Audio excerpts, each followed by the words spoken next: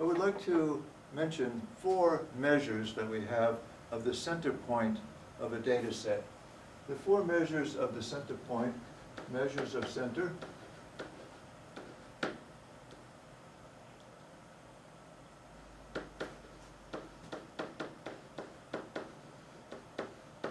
they're all called averages.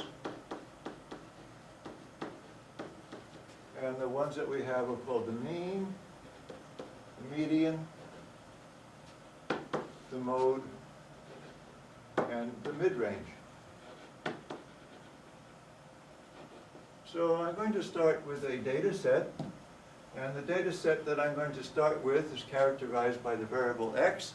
The variable x is the grade received in a class of 7 students on a test that was given.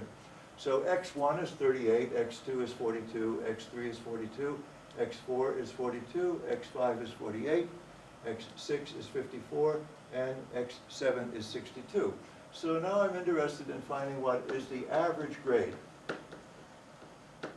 Now before, you've always learned that in order to find the average, all you did was sum up x. So you take the sum of x and you divide by the number of entries that in the list, and n is equal to 7.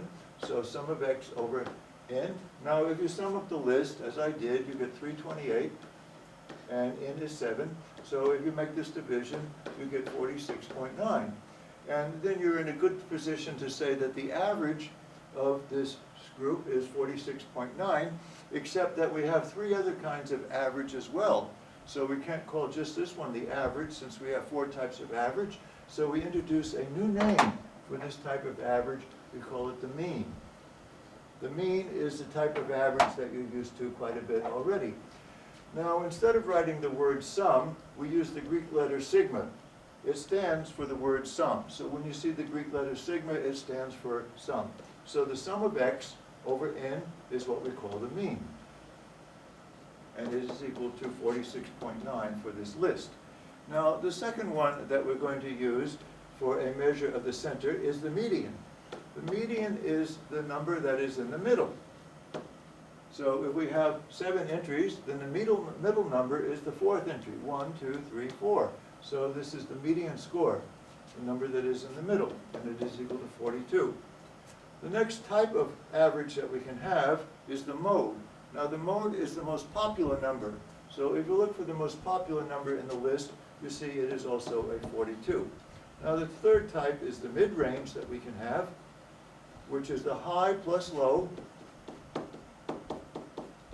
average divided by 2. So in that case, it would be a 38 plus a 62 divided by 2, which would be a 100 divided by 2. So the mid-range would then be a 50. It's midway between the top and the low. So I need to say, what are the merits of these 4 types of averages that we could have? Well, we've been using the mean almost all of our career, and suddenly we're introduced to 3 or 4 more. What are the merits of these others? Let me illustrate the weakness of the mean.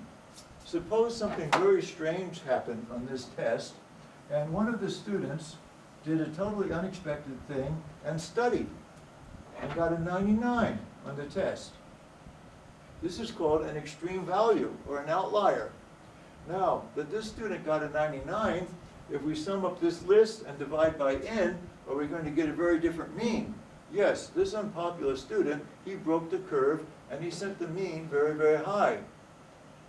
But what has happened to the median? Has the median changed because of this extreme student? No, the number in the middle stays the same. It's insensitive to extreme values. Is the most popular number changed by this extreme data value? No, it also remains the same. The mid-range, of course, also goes very, very crazy, as does the mean.